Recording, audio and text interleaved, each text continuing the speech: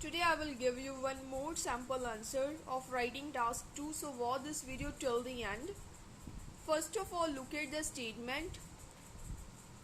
With the growing population in cities, more and more people live in a home or with the small or no outdoor areas. Is it a positive or a negative development? Statement ਆਪਾਂ ਨੂੰ ਕੀ ਕਹਿੰਦੀ ਪਈ ਆ ਵੀ ਅੱਜ ਕੱਲ ਜਿਹੜੇ ਵੱਧ ਤੋਂ ਵੱਧ ਲੋਕ ਆ ਸ਼ਹਿਰਾਂ ਦੇ ਵਿੱਚ ਉਹ ਕੀ ਰਹਿੰਦੇ ਆ ਛੋਟੇ ਘਰਾਂ ਦੇ ਵਿੱਚ ਰਹਿੰਦੇ ਤੇ ਕੋਈ ਆਊਟਡੋਰ ਏਰੀਆ ਹੈ ਨਹੀਂਗਾ ਕਿ ਇਹ ਪੋਜ਼ਿਟਿਵ ਆ ਜਾਂ ਨੈਗੇਟਿਵ ਡਿਵੈਲਪਮੈਂਟ ਆ ਫਸਟ ਆਫ ਆਲ ਆਪਾਂ ਇੰਟਰੋਡਕਸ਼ਨ ਲਿਖਣੀ ਹੁੰਦੀ ਇਸ ਟਾਈਪ ਦੇ ਵਿੱਚ ਤਾਂ ਇੰਟਰੋਡਕਸ਼ਨ ਤਾਂ ਆਲ ਟਾਈਪਸ ਚ ਆਉਂਦੇ ਐਂਡ ਕਨਕਲੂਜਨ ਐਂਡ ਇਹ ਟਾਈਪ ਦੇ 4 ਪੈਰਾਗ੍ਰਾਫਸ ਬਣਾਉਣੇ ਹੁੰਦੇ intro conclusion as it is ਬਾਕੀ ਦੋ ਬੀਪੀ ਜਿਹੜੀ ਸਾਈਡ ਆਪਾਂ ਹੋਵਾਂਗੇ ਮੀਨਸ ਆਪਾਂ ਨੂੰ ਜੇ ਪੋਜ਼ਿਟਿਵ ਡਿਵੈਲਪਮੈਂਟ ਲੱਗਦੀ ਤਾਂ ਪੋਜ਼ਿਟਿਵ ਦੇ ਅਕੋਰਡਿੰਗ ਲਿਖਾਂਗੇ ਜੇ ਨੈਗੇਟਿਵ ਤਾਂ ਨੈਗੇਟਿਵ ਇਹਨੂੰ ਇੰਟਰੋਡਕਸ਼ਨ ਚ ਕੀ ਹੁੰਦਾ ਵਾ ਆਪਾਂ ਆਪਣੀ ਸਟੇਟਮੈਂਟ ਨੂੰ ਰੀਫਰੇਜ਼ ਕਰਨਾ ਹੁੰਦਾ ਰੀਫਰੇਜ਼ ਦਾ ਮੀਨਿੰਗ ਕਿ ਜੋ ਵੀ ਆਪਾਂ ਨੂੰ ਗਿਵਨ ਸਟੇਟਮੈਂਟ ਆ ਉਹਨੂੰ ਆਪਾਂ ਆਪਣੀ ਵਰਡਿੰਗ 'ਚ ਲਿਖਣਾ with the help of synonyms but meaning similar ਹੋਣਾ ਚਾਹੀਦਾ ਤੇ ਥੀਸਿਸ ਦੇ ਨਾਲ ਥੀਸਿਸ ਦਾ ਮੀਨਿੰਗ ਕੀ ਹੁੰਦਾ ਵੀ ਜੋ ਵੀ ਆਪਾਂ ਨੂੰ ਉਹਨਾਂ ਨੇ ਕੁਐਸਚਨ ਪੁੱਛਿਆ ਵਾ ਕਿ ਪੋਜ਼ਿਟਿਵ ਆ ਜਾਂ ਨੈਗੇਟਿਵ ਡਿਵੈਲਪਮੈਂਟ ਆ ਉਹ ਆਪਾਂ ਇੰਟਰੋਡਕਸ਼ਨ 'ਚ ਦੱਸਣੀ ਹੁੰਦੀ ਆ first of all I am going to start the introduction it is a refutable fact in this current scenario becoming citizens of metropolitan cities either with cramped space or a dearth of outdoor place has prevailed among inclining number of individuals ਆਪਾਂ ਕਹਤਾ ਵੀ ਇਹ ਸੱਚਾਈ ਆ ਕਿ ਅੱਜ ਕੱਲ ਦੇ period ਦੇ ਵਿੱਚ ਸਿਟੀਜ਼ਨ बनना ਮੈਟਰੋਪੋਲੀਟਨ ਸਿਟੀਜ਼ ਆ ਮੈਟਰੋਪੋਲੀਟਨ ਮੀਨਸ ਵੱਡੀਆਂ ਸਿਟੀਆਂ either with the crammed space means ਘੱਟ ਸਪੇਸ ਦੇ ਨਾਲ ਔਰ a dearth of outdoor place ਜਿਹਨੂੰ ਲਿਖਿਆ ਸੀ ਆਊਟਡੋਰ ਏਰੀਆਜ਼ ਨੂੰ ਆਪਾਂ ਕਨਵਰਟ ਕਰਦਾ ਵੀ ਕਮੀ ਹੋਣਾ ਡਰਥ ਦਾ ਮੀਨਸ ਹੁੰਦਾ ਕਮੀ ਹੋਣਾ ਹੈਜ਼ ਪ੍ਰੀਵੇਲਡ ਇਹ ਆਮ ਹੋ ਚੁੱਕੀ ਆ ਇਨਕਲਾਈਨਿੰਗ ਨੰਬਰ ਆਫ ਇੰਡੀਵਿਜੂਅਲ ਵੱਧ ਰਹੇ ਲੋਕਾਂ ਦੇ ਵਿੱਚ ਇੱਥੋਂ ਤੱਕ ਆਪਣਾ ਰੀਫਰੇਜ਼ ਹੋ ਗਿਆ ਹੁਣ ਆਪਾਂ ਇੱਥੇ ਥੀਸਿਸ ਸਟਾਰਟ ਕਰਾਂਗੇ ਦਿਸ ਟੈਂਡੈਂਸੀ ਇਨ ਫੈਕਟ ਅਸਲ ਵਿੱਚ ਇਹ ਟੈਂਡੈਂਸੀ ਆ has destructive advancement for them negative ਨੂੰ ਆਪਾਂ ਲਿਖਤਾ destructive advancement prevail ਦਾ ਮੀਨਸ ਹੁੰਦਾ common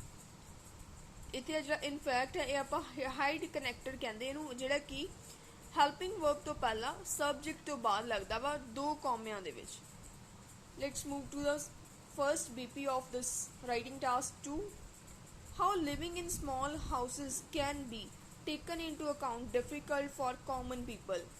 Firstly, I have used the interrogative question form in order to show the variety in our writing task 2. मैं कहता भी किवें ਜਿਹੜਾ ਰਹਿਣਾ ਸਮਾਲ ਛੋਟੇ ਘਰਾਂ ਦੇ ਵਿੱਚ ਮੰਨਿਆ ਜਾਂਦਾ ਵਾ ਔਖਾ ਫॉर ਕਾਮਨ ਲੋਕਾਂ ਦੇ ਲਈ ਦਾ ਟੌਪ ਨੋਚ ਵਨ ਇਥੋਂ ਆਪਣਾ ਸਟਾਰਟ ਹੋ ਗਿਆ first point is the trend attributes to observe several health issues not only physically but mentally as well कहते सब तो पहले नेगेटिव डेवलपमेंट है आप अपने थीसिस मतलब इंट्रोडक्शन च दसदा फिर ते आप पॉइंट देने पे भी किवें नेगेटिव डेवलपमेंट है कहते भी सच वा कि ये जिहड़ा ट्रेंड है मतलब छोटे घरां दे विच रहना responsible to observe many health issues several means many health issues not only physically नहीं होंदे बट मैंटली भी होंदे आ सिंस क्योंकि सिंस मीनस द बिकॉज ਜਿਹੜਾ ਕਿ ਆਪਾਂ ਬਿਗਨਿੰਗ ਤੇ ਯੂਜ਼ ਕਰਦੇ ਹਾਂ ਬਿਕਾਜ਼ ਨੂੰ ਆਪਾਂ ਸੈਂਟਰ ਦੇ ਮਿਡ ਵਿੱਚ ਯੂਜ਼ ਕਰ ਸਕਦੇ ਹਾਂ ਸਿੰਸ ਦੇ neither can pursue physical exercise nor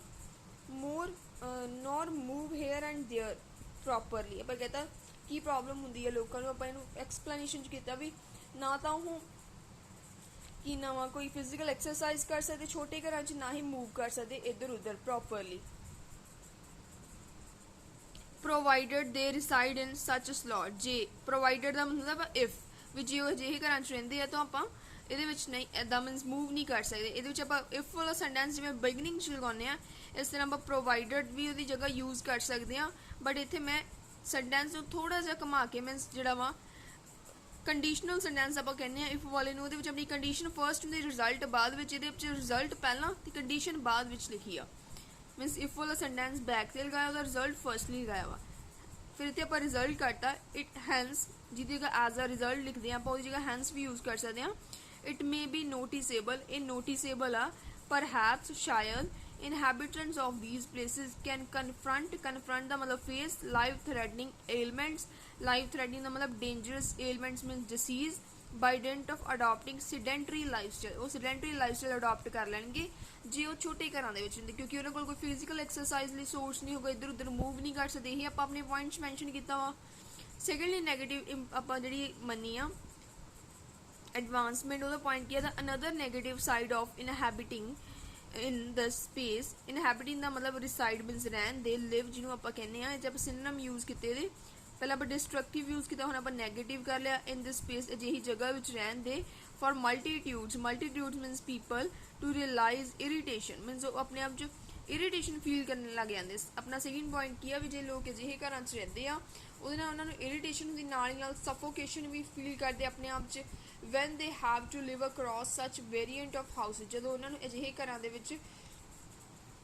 ਰਹਿਣਾ ਪੈਂਦਾ ਵਾ, they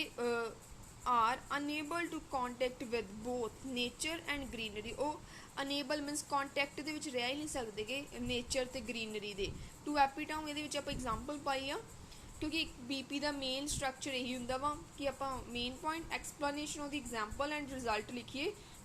ਬਟ ਜੇ ਆਪਣੇ ਕੋਲ ਸਫੀਸ਼ੀਐਂਟ ਇਨਫੋਰਮੇਸ਼ਨ ਹੈਗੀ ਆ ਤਾਂ ਆਪਾਂ ਸਕਿਪ ਕਰ ਸਕਦੇ, ਬਟ ਐਟਲੀਸਟ ਆਪਣੇ ਪੂਰੇ ਐਸੇ ਦੇ ਵਿੱਚ ਇੱਕ ਐਗਜ਼ਾਮਪਲ ਜਿਹੜੀ ਆ ਇਹ ਮੈਂਡੇਟਰੀ ਆ।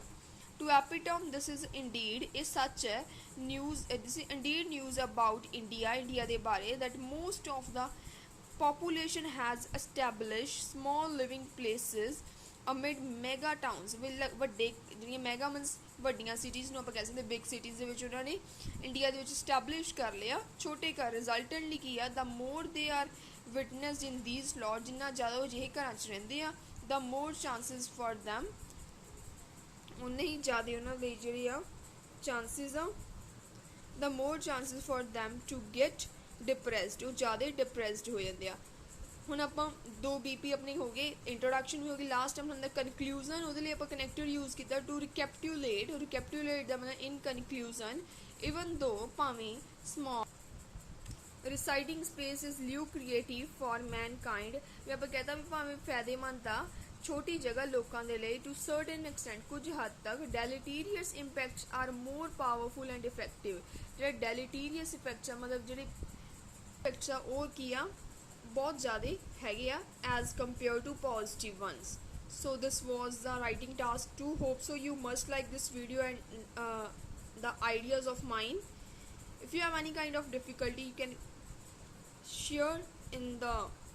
comment box. Thanks for watching my video. Thanks.